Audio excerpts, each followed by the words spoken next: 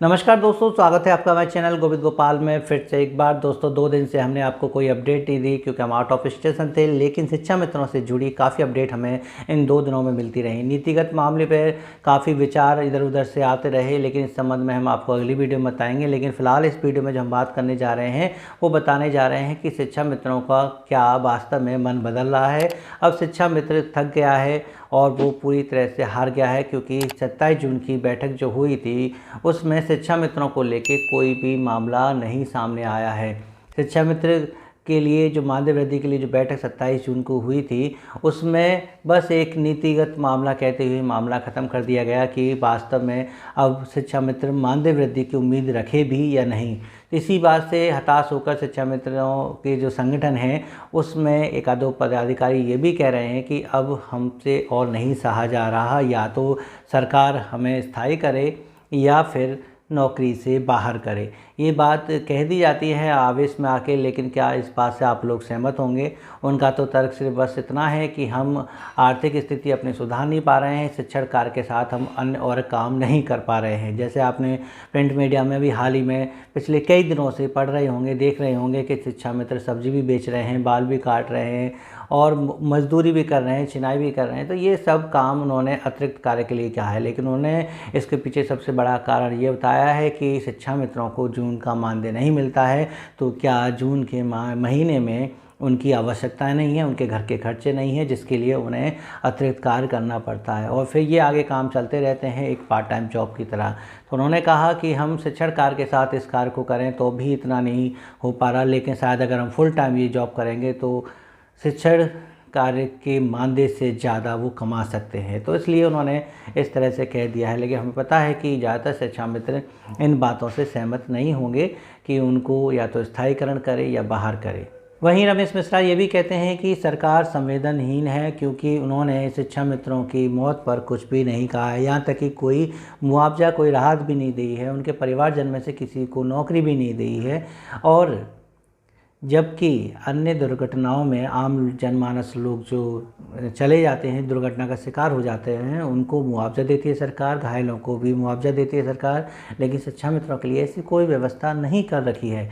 इस बात का विरोध शिक्षा मित्रों में नज़र आता है। लेकिन क्या आप इस बात से सहमत हैं कि जो शिक्षा मित्र काल के गाल में चले गए हैं उनको राज्य सरकार को मुआवजा देना चाहिए? हम मानते हैं कि आत्महत्या वाले केस ज़्यादा हुए थे शिक्षा मित्रों में शुरुआत में, और आत्महत्या पर कभी कोई भी मुआवजा नहीं मिलता है, चाहे वो लाइफ इंश्योरेंस कंपनी का हो, चाहे वो कोई और संस्था हो, चाहे सरकार हो। आत्महत्या पर कोई भी मुआवजा नहीं मिलता है, क्योंकि आत्महत्या पर मुआवजा देने का मतलब उनको आत्महत्या के लिए प्रेरित करना ही होता है। यही वजह होती है कि चाहे वो शिक्षकों की THCT का जो टीम है वो जो मदद करती है शिक्षकों को, उसमें भी साफ लिखा हुआ है कि अगर शिक्षक आत्महत्या करता है तो उनको कोई भी आर्थिक मदद नहीं की जाएगी। वहीं जो शिक्षा मित्र की समिति बनाई है त्रिभुवन सिंह जी ने, वहाँ भी ये बात कही दी गई है कि अगर कोई शिक्षा मित्र आत्महत्या करता है तो उसके परिवारजन को कोई भी आर्थिक सहयोग नहीं दिया जाएगा। तो ये मानते हैं कि जो शिक्षा मित्र आत्महत्या करके इस दुनिया को छोड़कर चले गए वो किसी भी दबाव में हों, लेकिन अगर उनको मुआवजा दिया जाता है तो ये कहीं ना कहीं नकारात्मक असर डालेगा उन कमज़ोर वर्ग पर, उन कमज़ोर शिक्षा मित्रों पर जो आर्थिक तंगी से बेहद बारीकी से गुजर रहे हैं। लेकिन आकस्मिक मृत्यु जो हृदयघात की वजह से या इलाज की कमी की वजह से होती हैं, सरकार को उनके लिए कुछ ना कुछ सोचना चाहिए और उनके परिवार में नौकरी की कोई ना कोई व्यवस्था कर देनी चाहिए। आप नीचे कमेंट करके बताइएगा कि क्या आप इन रमेश मिश्रा जी के वक्तव्य से सहमत हैं। और दूसरी बात कहें तो इसी विचारधारा में बदल दिया गया है कि अब जो है शिक्षा मित्र ज्ञापन दे के बोर हो गया है, या कह लीजिए कि अब उनके मन में ऐसी भावना आ गई है कि अब इनसे कुछ नहीं होने जा रहा है।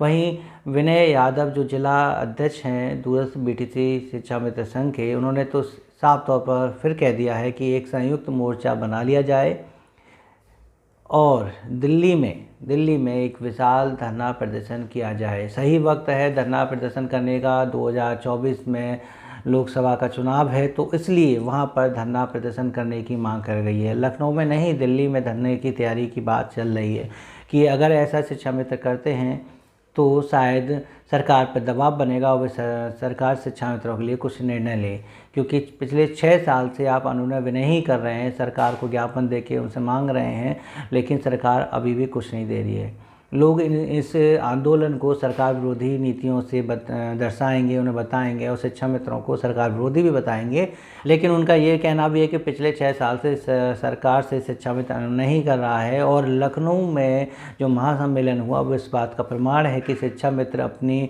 मन की विचारधारा को बदल चुका है सरकार के प्रति, लेकिन उसके बाद भी एक सकारात्मक परिणाम भी शिक्षा मित्रों को देखने को नहीं मिला है। इसलिए अब महासम्मेलन के बाद शिक्षा मित्र महाआंदोलन की तैयारी करना चाहता है। बात आती है कि इतने बड़े महासम्मेलन के बाद जिसमें शिक्षा मित्रों ने जयकारे भी लगाई सरकार के, लेकिन सरकार से शिक्षा मित्रों को अभी तक कुछ नहीं मिला। उसके बाद इस प्रत्युत्तर में एक आंदोलन दिल्ली में करना चाहिए, या फिर हम इसको शिक्षा मित्र संगठन के प्रति ही कुछ कमियां मान लें कि जिस तरीके से महासम्मेलन लखनऊ में हुआ, क्या ऐसे ही छोटे छोटे सम्मेलन जिला स्तर पर नहीं होने चाहिए थे?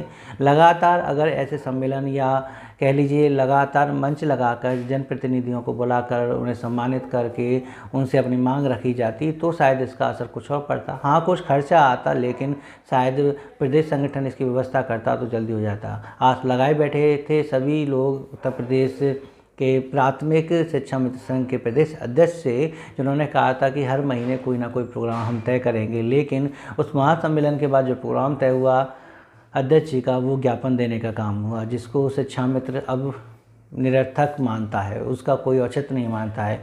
उससे बेहतर अगर वो प्रत्येक ज़िले में एक सम्मेलन करने की जिम्मेदारी जिलाध्यक्षों को दे देते तो शायद इसका असर सरकार पर और ज़्यादा पड़ता।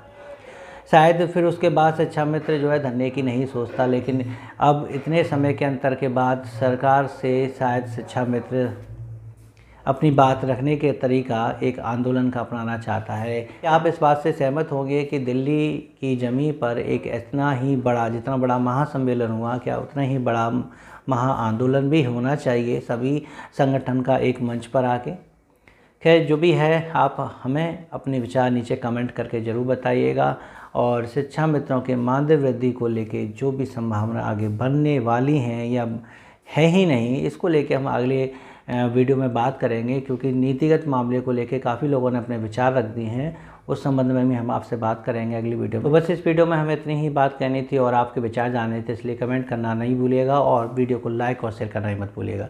चैनल पर नहीं है तो चैनल को सब्सक्राइब कीजिए, ताकि अगली वीडियो जो नीतिगत मामले से होगी आप उसकी अपडेट सही समय से पा सकें। मिलते हैं आपसे अगली वीडियो में ऐसे ही कुछ नए अपडेट के साथ। तब तक के लिए नमस्कार, जय हिंद।